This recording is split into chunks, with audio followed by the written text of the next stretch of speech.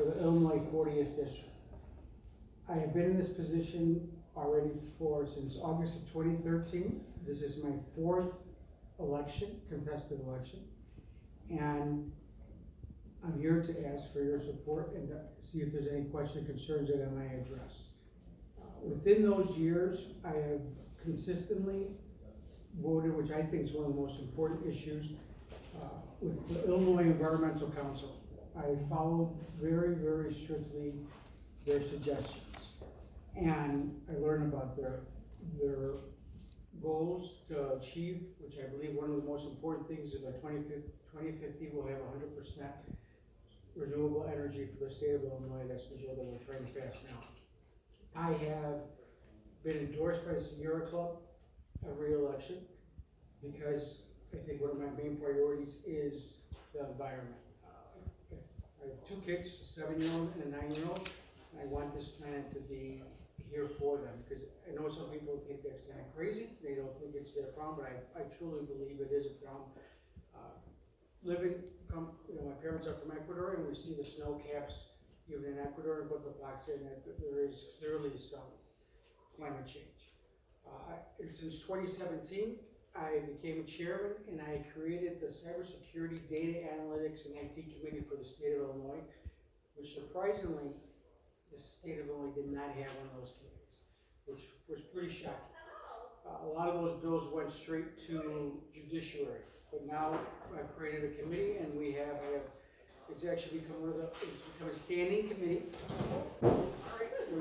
No problem. We have a standing, it's now become a standing committee. Usually what happens when one of these committees are created, they're called fluff committees, but it's actually a real committee, standing committee. We meet regularly, and we have this last session, I passed the first artificial intelligence bill regarding interview, using videos for interview hiring artificial intelligence. I did not know it was the first in the country, but the Bloomberg Law, U.S. Congress, everyone is now going to have hearings on the bill that I passed. It requires for companies that use artificial intelligence, which is called like effect recognition, to get consent before they do it. What was happening was they would send you an email, say, do us a favor, can you answer these 3 questions, but answer them in a video and just send us the video. They did not tell you that video was being sent to, for example, a company, HireView, which has come out in the news a lot. And it's not their fault, but the big companies would not tell the person that was applying for a job that your video is the interview. There's a company that has done like 44,000 of these interviews.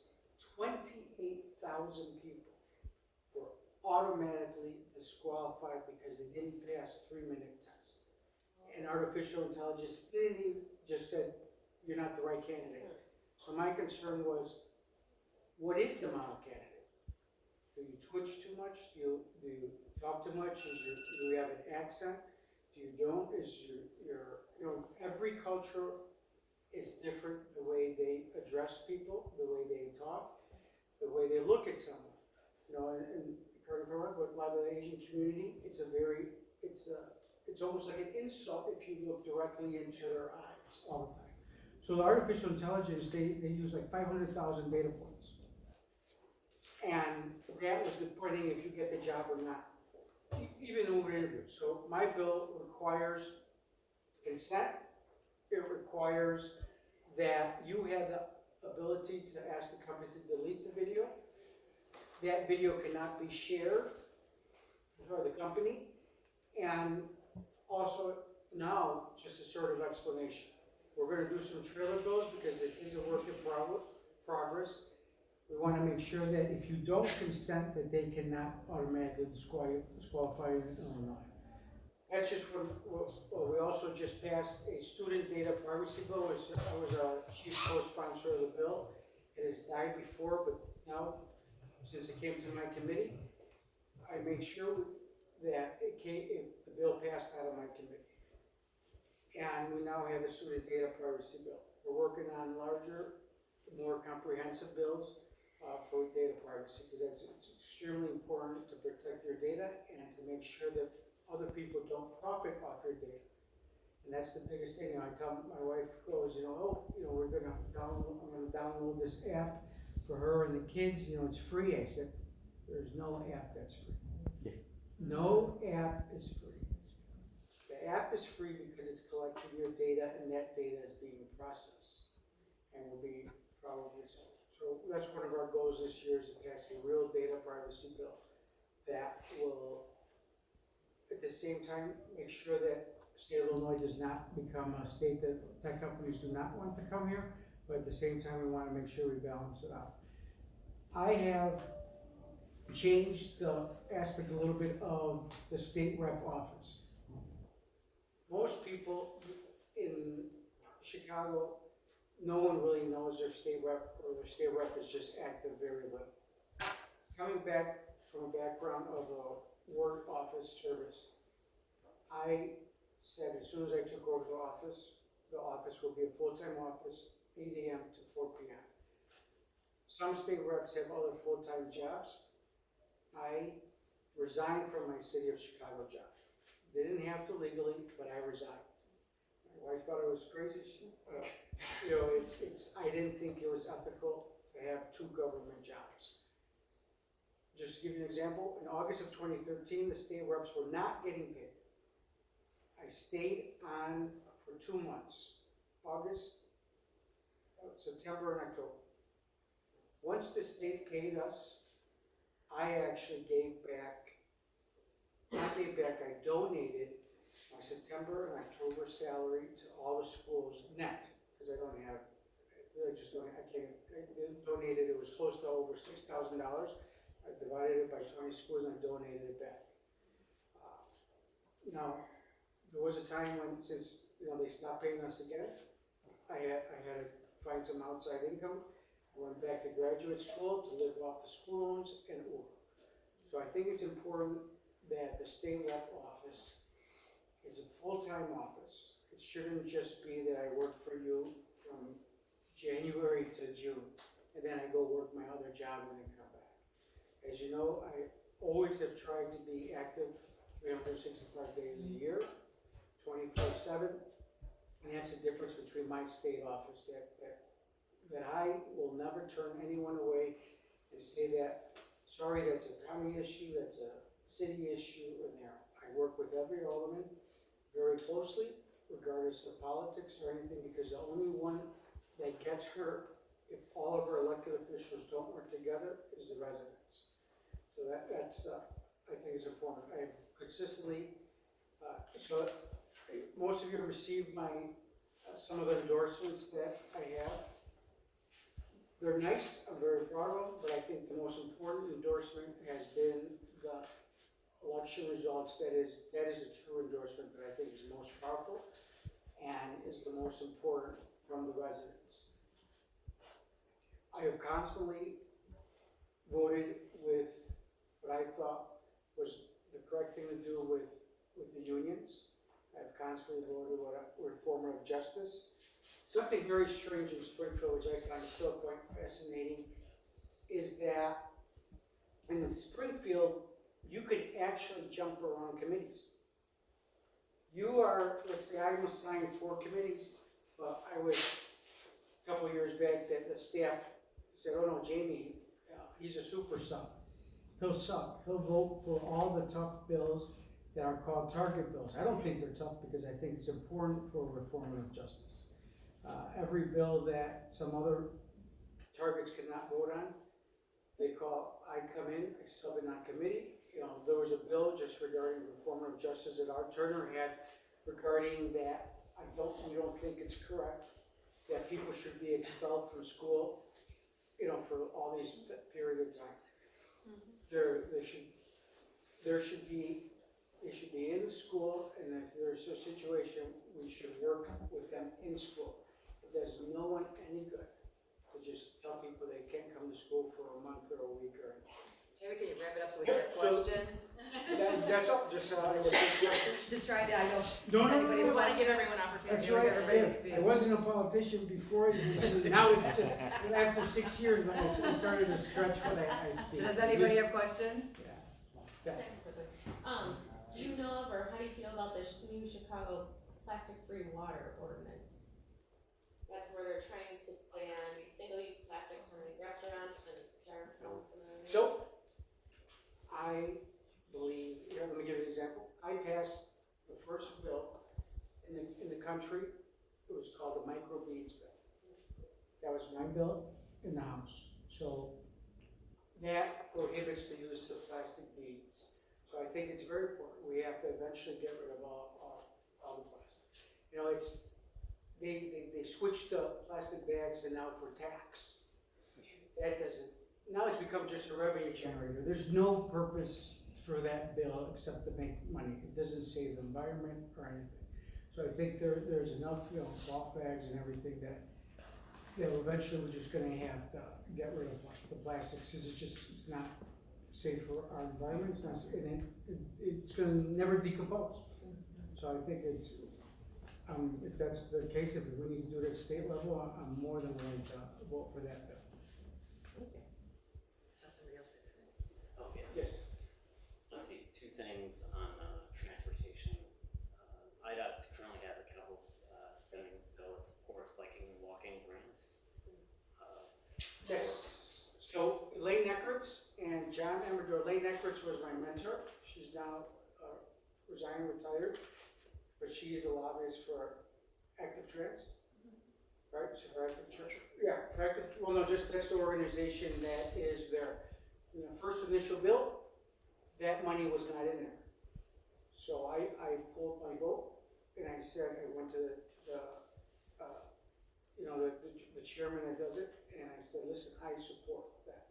We want to see the 50 million, I think it was 50 million or 65 million in for that. So not all of us have a Ken Griffin that can just pay 20 million to do his bike. So I think it's extremely important. So tomorrow there's a committee meeting on HB 4276 on supporting that $50 million as an annual commitment. Do you support that? Absolutely, but we already put the 50 million in the capital bill. But this There's another one? This is a revision to make it an annual commitment. Okay, absolutely. That's it. 50 million, when we look at $133 billion budget, is actually not enough.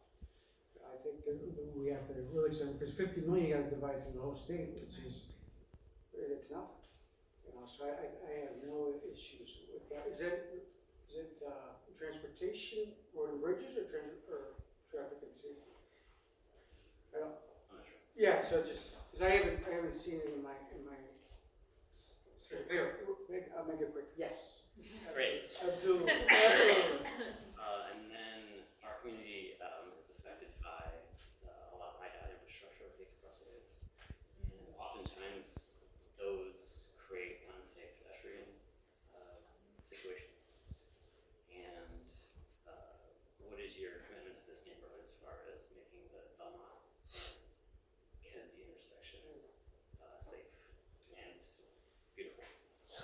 Here, I have been trying and working on all that. You know, I believe that my experience allows me to get a little bit more money than most do. We have, you know, just I work with Eleanor Boyce on Addison, Avondale, and there's one other cross street right there to change that area to make it more pedestrian safety. Belmont and Kedzie is going to be extremely, we have to figure something there because there's thousands of blind spots there.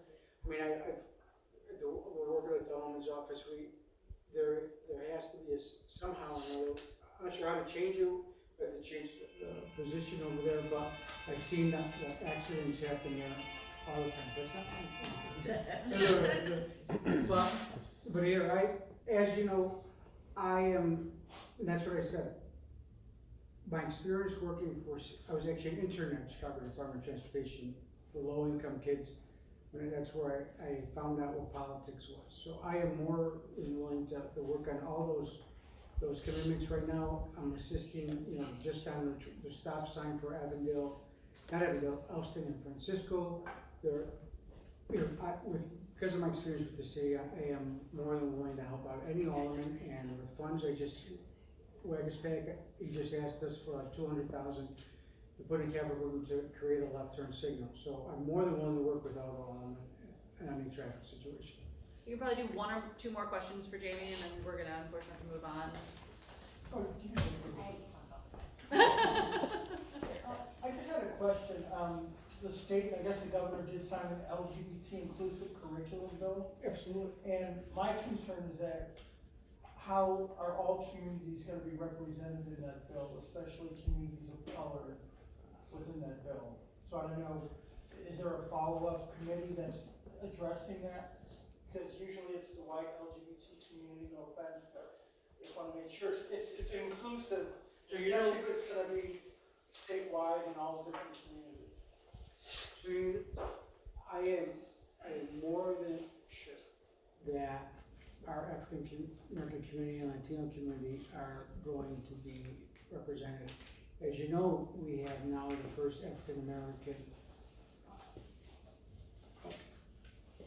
Mount Robinson, right? And so trust me when I tell you, and we will make sure that every bill is fluid. No bill in the state of Illinois is ever etched in cement. I mean, here, I don't sign on to sponsor a bill immediately, because by the time it gets to committee or three weeks passes by, you know, I'm getting calls saying, Jimmy, why'd you sign on to that bill? I said, what's wrong with it? Just there. No, the bills change them, and they actually hijack bills. And so it's a very strange thing, but I've gotten calls saying, why am I sponsoring this? I'm not sponsoring this, but, so that's the thing.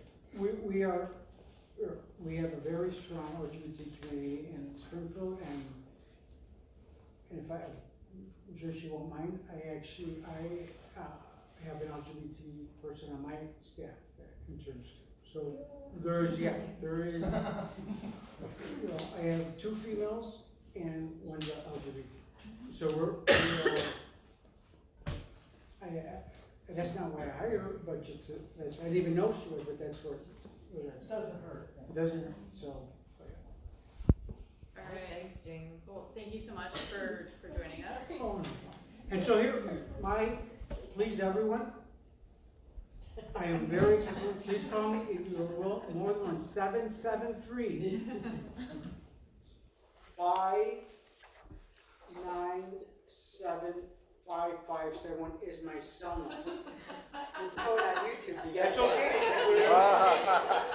I work 24/7. He calls back. Yeah, I call back. I work 24/7.